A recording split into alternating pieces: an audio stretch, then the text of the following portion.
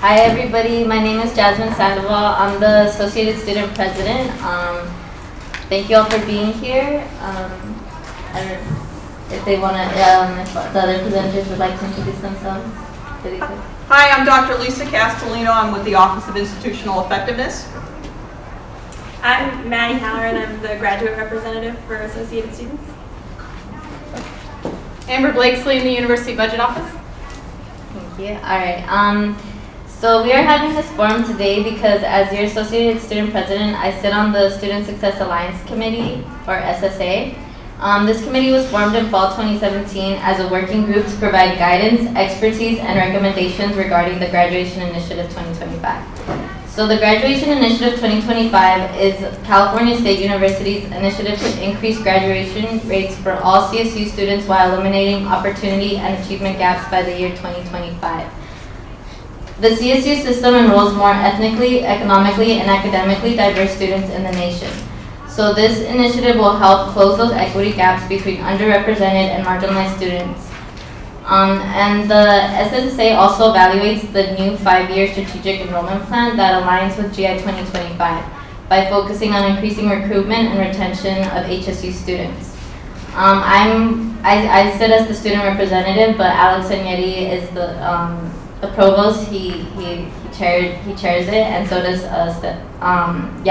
So and this year he's gonna be the one who's gonna be finalizing the proposals. So this year CSU has granted HSU $2.4 million to allocate to the 6 different pillars that where the money can be allocated towards.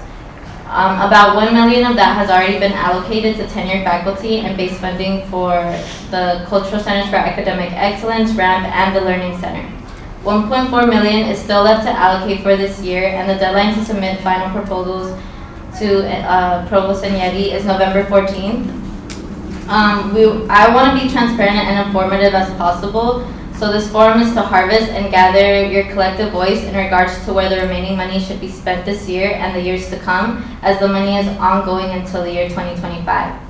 I want us to not only think immediate short-term goals, but long-term goals for future students to benefit and overall positively impact your future and providing the opportunity to graduate in a timely manner according to your personal goals. So I will hand it off to Maddie, so she'll explain how the forum is going to roll out. Thanks, Jasmine. I'm going to have a little bit of a different microphone. So the forum today, our idea, so that we can get as much input as possible from this group, is to first have a presentation from Amber and Lisa on the background of how the GI money has been spent so far and some of the proposals that are currently on the table, as well as just an overview of how this has been working at HSU. Then we'd like to break up into small groups. So ideally we could get a couple of tables with people, and then there's some more information on the tables, as well as a sort of group survey to work through where you can rank those 6 pillars that Jasmine was just talking about. And then we'll end with a sort of group report out of what was discussed at your tables. So the kind of 3 tiers of this forum is to educate everyone on the GI 2025 initiative, to collect feedback from everyone here, and then to get some insight on where future GI 2025 spending will go. As Jasmine said, this is going to keep going for the next few years. So we have some discussion guidelines hanging up in the on the side of the room there, just for when we're speaking both in a large group and in small groups. So I'm sure everyone here has participated in a lot of group discussions and Socratic seminars while you've been at HSU, but we're just going to try to adhere to those guidelines and encourage everyone to both participate respectfully and to take this opportunity to listen to maybe some new viewpoints about funding at HSU. And this forum is part of a series of 3 forums that we're going to have regarding financial matters at HSU this fall. And we'll talk more about the specific dates of the next 2 at the end. So now I guess I'll turn it over to Amber and Lisa.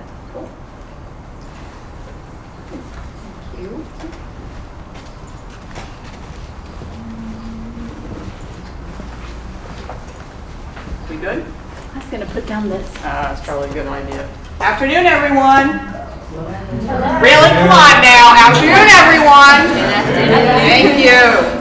For those of you who missed it, my name is Dr. Lisa Castellino. I'm in the Office of Institutional Effectiveness. My colleague Amber Blakesley and I did a lottery draw. She won, so I get to do the first part of the presentation. You ask her all the hard questions. If we are successful this afternoon, hopefully 3 things will have happened. 1, you will feel better informed of where Graduation Initiative 2025 has gone to this point at the organization. 2, you'll get a sense of what the high-level discussions are that Jasmine had originally mentioned in terms of discussion with the Student Success Alliance. And 3, hopefully you'll have some great ideas to share that Jasmine can take back to the rest of the student body community, to the administration as well, and this becomes a series of conversations. So fair warning, I'm going to try to do this in 20 minutes or less, so I need somebody to time me and make sure that I'm being faithful to the calendar. So, what is GI 2025? Does anybody know what that is? Alrighty, thank you, I got 2. Graduation Initiative 2025, about 4+ years ago, the state of California looked out across the landscape and said, based on what we're going to need in terms of workforce and students that are coming out of college with a baccalaureate degree, we are going to be short about 1.1 million degree holders by 2030. 1.1 million by 2030 for the state of California. That's not small change. The CSU's part of that is an increase of about 500,000 degree holders on top of who's currently graduating. So you could say that the CSU has got a heavy lift here in terms of the number of additional degree holders it needs to produce by that 2025 deadline. I think it's important to know when we're talking about student goals, it's not only about what the goal is for the state of California, more importantly, it's what the goals of the student is. So when you hear me talk about this, I'm going to toggle back and forth between goals for our individual students, and when I talk about students, all students, regardless of race background, ethnic background, financial background, what part of California, what part of out of state they are, doesn't matter where they're coming from or where they started. The important point is us helping them get to where they want to go in terms of degrees. Jasmine mentioned the 6 pillars. Okay, I have them kind of represented by 4 gears here, so bear with me. So the 6 pillars are, and there will be a quiz at the end of this. Okay, academic preparation, financial aid, also known as financial support, enrollment management, engagement, health and well-being, administrative barriers, and data-driven decision-making. The assumption is by the CSU and the Chancellor's Office and the legislature, if we do our job right, it works like a well-oiled machine. With the overarching goal of providing what students need to succeed to reach their baccalaureate goals. Sounds easy, doesn't it? You know, it's a little bit harder than that. So where'd the money go? This is probably the question we get. So Graduation Initiative, in terms of the money the institution received, we started receiving one-time money in 16-17. We received base and one-time money in 17-18. We received base and one-time money in 18-19. And this is projected to go for the next 3 to 5 years. 4 more years. Thank you, Amber. 3 to 5. Like I said, she's answering the hard question. Okay? So the moral to this story is this is not the end of the conversation about where we think we need to invest monies that we receive from Graduation Initiative 2025. We're only starting this conversation. Part of the challenge that we have this year is we have a deadline by the Chancellor's Office of November 15th. By November 15th, we have to report to the CSU how we've used previous money and how we plan to use the future money for the 18-19 allocation. That's not easy when the form is about, I don't know, 20 pages long, and in the spirit of the Chancellor's Office, it's not the easiest read. But trust me when I say there's a lot more to do, and it's nice to have you as part of this conversation today to kind of start thinking through this process. So it's important to understand nomenclature here. There's a difference between one-time money and base funding. And this is where this gets really challenging organizationally in general when we talk about what our financial portfolio looks like. Easiest way to remember, if it's one time, you get it once. When you spend it, you're done. If it's base funding, you get it every year. Okay? One-time money, once and gone. Base, you get it every year. It's really important to remember the distinction. So when we talk about our investments, this is part of the good news conversation. We've already gotten $4 million in base funding. We've spent 60% on tenure-track faculty, or $2.7 million. The first place we invested was back in the classroom with faculty. Students have said on more than one occasion, not only do I want to be taught by faculty and professors, I also want to be taught by faculty who understand me, who understand where I'm coming from. Investment, $2.7 million, 60% of that 4.6 already in tenure-track faculty.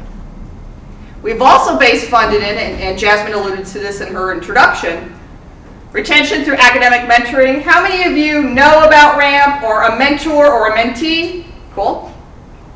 So $124,000 in that. That's under the academic preparation category. Remember those 6 pillars I talked about? Again, part of the quiz will be coming up. Cultural Centers for Academic Excellence, also known as CAEs, $85,000 on that. That's that student engagement and well-being. The Learning Center, $100,000, and that relates to academic preparation. My hope is you're already seeing a trend very quickly in this report out. Investing in the classroom, investing in academic support, investing in student support. Top 3 already. If you look at the investment summary by category, the reason we are here today, the reason that Jasmine and company have sort of reached out and said we need your help, is this $1.4 million or TBD in investment. So we've got that $2.7 million in faculty hiring, academic preparation, well-being. We still have $1.4 million that we need to figure out where we get the best bang for our buck. And given our wealth of experience around these tables and outside of this room, I think we have real opportunities to start thinking creatively and innovatively how to use that $1.4 million. We talked also about not only base investment, but one-time investment too. $2.7 in one-time funding, including nearly $370,000 that the CSU has kindly said you need to spend it on these certain things. Okay. Executive Order 1100, 1110 related to communication and math and quantitative reasoning. Who knows about Executive Order 1100 or 1110? I got 1, 2. Who cares? Sorry, that's rude. Okay. Short version of that story, though, is very important for all the organizations within the CSU. And it relates to how do we ensure and help students reach their goals in a timely manner and leave HSU and the other CSUs with as little debt as possible. It's related to what was formerly called remediation. We don't use that term anymore. And the idea is to provide different educational opportunities for students who may need extra support in math and English, but to do it in a way that they're still getting college credit. When I went to school so many years ago, a little while now, I started a community college. I took something called a developmental studies program course in algebra, of all things, and I happened to be the statistician on campus, wee bit embarrassing. And as part of that, I took that course, I paid tuition, that didn't count towards my degree. In this situation, all of this work counts towards the degree. The idea is to provide every opportunity possible that students can meet their needs sooner, or their goals sooner, depending on what their pathway is. And finally, redesigning courses of financial literacy or data-driven decision-making. That latter one's kind of close to my heart. As a data person. Okay. We also one-time funded learning communities related to student engagement and well-being. Advisors in the Advising Center related to academic preparation. Parent and family programming related to student engagement and well-being. I'd be remiss if I didn't talk about the overarching goals about GI 2025. So we've talked about so far what's been base funded and one-time funded to this point. There's a larger construct here. Okay? So the HSU, along with the other 22 campuses in the CSU, were given targets by the Chancellor's office. The idea kind of was the following. You're here, we need to get you here. Part of that reason to get here is to meet that 500,000 additional degree holders by 2025. But more importantly, it's providing opportunities and access for the state of California for all of our potential students who want to continue in higher education, who want to get a baccalaureate degree. What do we need to do to ensure that that pathway is available for them? So let's talk about the goals. So goals are broken down into two parts. First-time undergraduates and community college transfer students from the state of California. So we're going to talk about first-time undergraduates in this one. And we talk about first-time undergraduates in terms of 4-year and 6-year graduation rates. So when we started Graduation Initiative 2025, we graduated about 14% of our first-time undergraduates who started 4 years later. 14 out of 100 graduated 4 years later. I'm not really warm and fuzzy about that figure. The administration's not warm and fuzzy about it. None of us are warm and fuzzy about that figure. However, there's good news. We've upped this to 22% so far. No applause. Woo! Thank you! I know, okay, so here's a joke. So I've got colleagues who work in student affairs, and I love student affairs for a lot of reasons, but this is one of my favorite anecdotes that I've heard. Person from student affairs said to me, 22%, that's like an F. Really? So I'm getting excited about 22%. However, given the fact this institution went from 14 to 22% in just a few years, that's a heavy lift. That's something to celebrate. The goal is to get us to 30%. Okay? We are very close to that goal. When that goal was first set, I'll be honest, we were struggling to figure out how we were going to play this out, how this was going to happen. But we're that close already. 6-year rate, when we started, 46%. Currently, 52. A little bit better. Come on. Small room. Thank you. It's being recorded. Let's pretend. This is a big, both of these statistics are a very big deal. These are record highs for this campus. This is a big deal.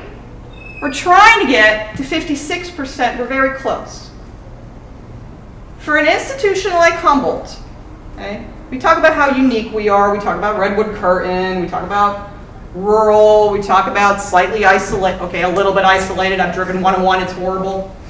I hate United. It's not great, really. All right, Pollyanna. Okay, but to get from there to here already, with that type of investment, imagine where we can go in the next 3 to 5 years. It's a lot. Here's where I'm not happy. Part of this is eliminating equity gaps. And the idea, again, I said earlier, regardless of who the student is, where they're coming from, what their background is, that everybody is provided an opportunity, depending on what that looks like. And there should be no difference from a student of color versus a white student, or a student who's low income versus those that are not, or a student who's first generation versus those that aren't. There should be no difference in rates. Right now, when we talk about students who are traditionally underrepresented or traditionally underserved populations, we have a difference of 14%. Remember that 52% I was getting all excited about? Yes. Yeah. Drop that by 14 and that's our underrepresented student rate. Yeah, no, not acceptable. For Pell, minus 11. Both of those numbers, as a researcher, trouble me for various reasons, and it's related to this. This is the trend for both underrepresented Pell over years. We've had wild undulations year to year. If we look back to fall 2006, we were at a gap of 19%. We've dropped down to 14 for underrepresented and 13 for Pell to 11. We could say we've improved. I challenge anybody who believes that. I don't think we have. And I'm not just saying that because the cabinet is not in the room. I have said this to cabinet and the administration directly. We're not there yet. We have to figure this out. Part of this is related to the investments that we make. Remember, I mentioned two groups, first-time undergraduates and community college transfer students. For transfer students, when we started, now this is a 2-year rate. 2-year rate for community college transfers is like 4-year for first-time undergraduates. When we started GI 2025, it was 26%. We're now at 37%. Huge jump. Okay, for 4 years for community college transfer students, started at 69. We're now at 75. Thank you. Finally! Okay, another reason to celebrate. Community college students, and I'm a community college graduate, it's a different type of student than a student who starts as a first-time undergraduate, but the goal is the same. To get a degree here at HSU and to provide every opportunity to make that happen. Okay, so here's your question. Where do we spend the $1.4 million? I can say, well, we probably won't spend it on a parking garage. I know, parking's a tough one. I get it. Okay? But I want you to think about it this way. This is a long game. Okay? And what's really challenging about this is kind of talking through these issues in a way where you don't think about it just immediately, but what is the overall investment for the organization and for students that will follow you. Not just you. Yes, Kate? Is that base or one time? That is base. Thank you. And that's a very good question. Thank you for asking me to clarify that. Because there's a big difference between getting the money one and done and getting it, we hopefully, year after year after year. Okay? If we look at the proposed investments, Jasmine mentioned this a little bit earlier with the Student Success Alliance. There is conversations on how to invest the money. Let me be crystal clear. No decisions have been made yet. It's the reason for this conversation. And because we're in a time crunch, there are ways we would like to do this differently, and we will do it differently next year. But for now, kind of looking at the breakdown of what the Student Success Alliance is thinking, student engagement and well-being, about $435,000. Academic preparation, $281. Financial support, $211. Data-driven decision-making, $239. Enrollment management, $168. Academic barriers or administrative barriers, $70,000. If we think about this total investment, including what was proposed in relationship to what's already been invested, you can kind of see how this pie breaks out. No surprise, the largest part of this is faculty hiring. Remember I said about the long game? This is part of the long game.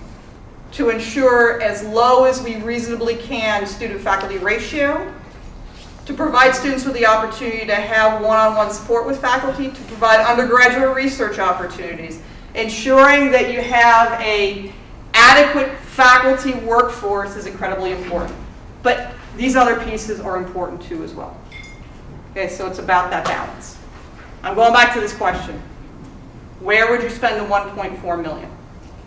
So with that, I'm going to turn it over to Jasmine and crew to talk about the next steps. Unless anybody has any particular burning questions for me or for Amber. Yes? A couple of years ago, before I think it was even called GI 2025, I remember sitting in this room and we had a conversation where we broke down by URMs the graduation rate, and we saw that specific underrepresented minorities, such as Black men, had one of the lowest 6-year graduation rates. Do we have information on the specific identity categories of where equity is going for groups by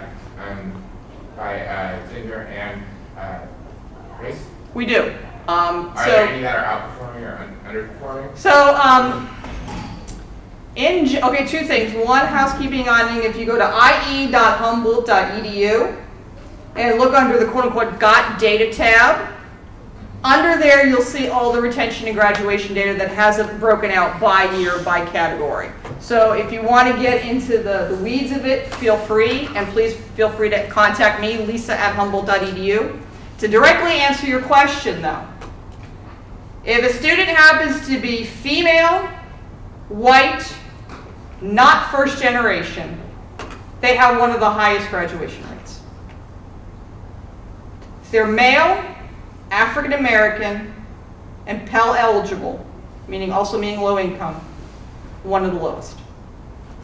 So not only do we have a challenge in relationship to graduation rates regarding one group, there's an intersection or interplay that's happening, and what it says to me is this organization needs to seriously consider how we support the whole student.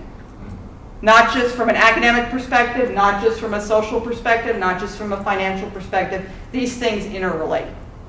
Institutions that are doing this well have figured out that mix of academic programs, support programs, etc., to kind of connect all those pieces.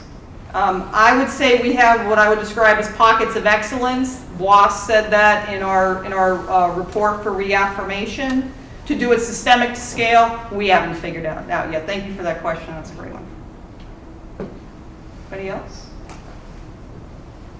Yes? When was this initiative started?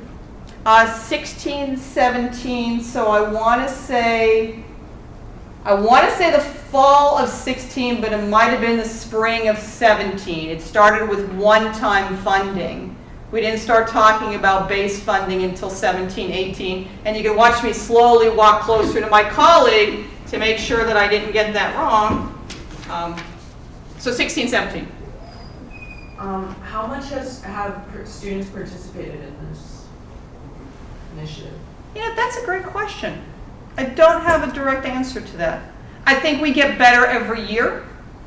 I think this is a start of a wonderful opportunity to expand conversations and ensure students have the opportunity to kind of congregate and talk about the issues. I would say probably not enough. And I would look to the Associated Students leadership each year to help us understand how we could do a better job of that. And has this, I don't know what to call it, crisis, has this happened in the past of like student graduation rate dropping like rapidly? So, there's two ways I can answer that. I would call it a crisis because I believe it is our social and moral imperative to ensure at every opportunity we provide the tools that students need to reach their goals, whether it's here or elsewhere. So while that word is a word that creates a visceral reaction, I think it's a good word. Okay? As an institution, we've been undulating sort of year to year, especially when we're talking about graduation rates for our students of color, Pell eligible students, first generation students. We're getting better, but the trajectory isn't fast enough for my taste. We are not the only institution that's dealing with this. CSU, all the CSUs have goals in similar fashion. All the CSUs are looking for a zero equity gap for both underrepresented students and Pell students. So we are not the only one. What I think it speaks to us for is the unique challenges we have where Humboldt is located as an institution. The demographic of the student body has changed. The local community has not. It creates tension, to put it mildly. And I think we, as an institution, have a great opportunity to help the local community understand who our student body is, help the student body understand who the community is, and create that wonderful synergy. One of the places that I see it happening is with our Native American population. We stand on Wiyot land, and we are very fortunate and blessed to be on that land. And a recognition of the Wiyot people that were here thousands of years before we were, I think is indicative of that sort of education. So I think that needs to continue. I won't be satisfied until that gap is zero. And I think I could speak for my colleagues if they feel the same way. To what degree and how fast we go relates a lot to how we're going to invest this money. And we'll keep asking that question until we get to where we want to be in terms of that goal, and that's zero between students of color, students that are low income, students that are first generation. Those labels, frankly, should be irrelevant for us. It should be about students, period. Does that help? Great. Yes, ma'am. Was the Student Success Alliance created for the sole purpose of dealing with GI 2025? The Student Success Alliance came into being for multiple reasons. Okay. One is Graduation Initiative 2025. The Chancellor's Office was very clear. There was an expectation that there was a leadership body. We also had an initiative called Reimagining the First Year. Several years ago, we were one of, I believe, 45 institutions that were picked for that. And the idea was reimagining what the first year of a student's life cycle is on campus. And we also had a strategic enrollment management plan that we needed to build and figure out what our long-term trajectory is. So those three pieces sort of coalesced together, and that became the Student Success Alliance. Any other questions or ideas? Yes? So are forums like these the only way that students can voice their input on how to spend this money? I would hope not. So from what I can tell, and I can only speak from my perspective where I am in the organization.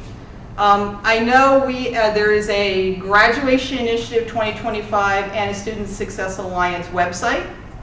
I believe there is a form out there that anybody could provide feedback on. If there's not, I will make sure there is one after I've just said that. We look to try with forums like this to provide opportunities for students to provide feedback. There are multiple open forums that we will have on campus for varying issues regarding budget, etc. My recommendation to the institution would be, as we move forward, because this isn't a one and done year, that we work very closely with associated students and we look to find the best avenues with which to come to the student body versus the student body coming here. I think we probably will be able to gather more feedback that way. So work in progress, stay tuned. If you have any ideas on how we can do it, please let us know. I keep joking about chalking, but I'm starting to think chalking is the way to go, to put things on the quad, et cetera, and say, here, go to this site, give us feedback on this. It might work. Yes? Will there be an opportunity for programs to submit a proposal, or is it just this forums that kind of inform you? Great question. So for this round, there's not a formal proposal process. The only reason why is because of the timetable that we've been given by the Chancellor's Office, November 15th. You can imagine what that lift looks like, to try to put a call out for a request for proposal, to find individuals to score it, to build the rubric to score it, to make sure that it's transparent and open.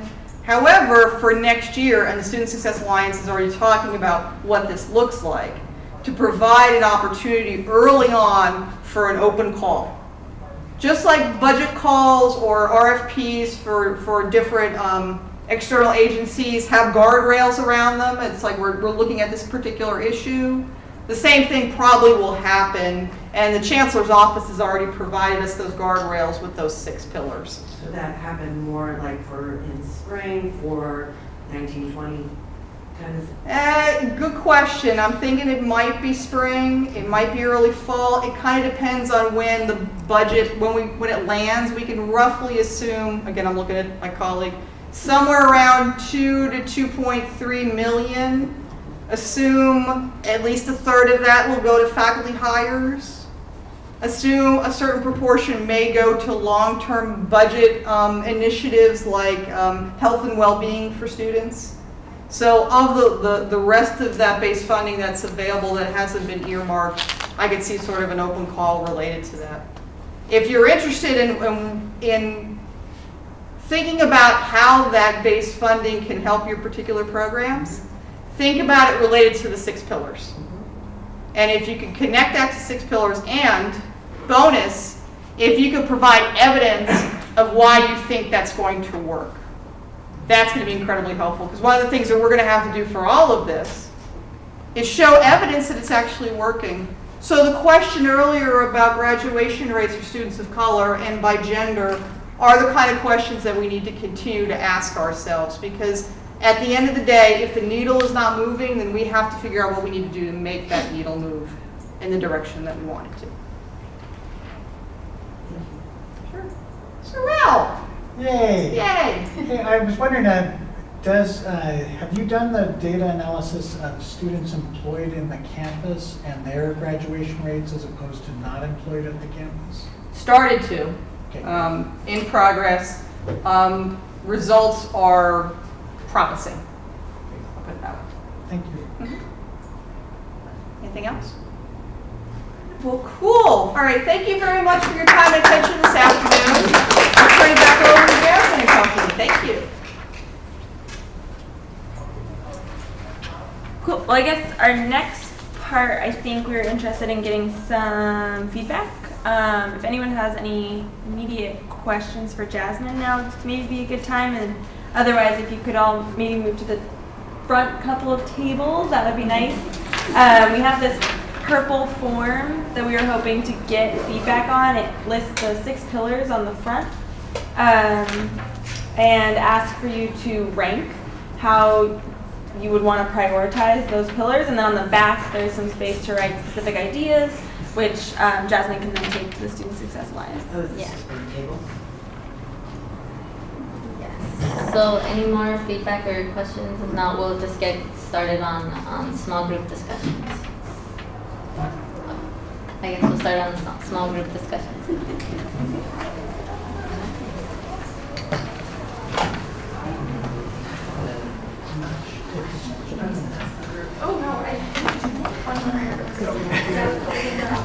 Let me turn the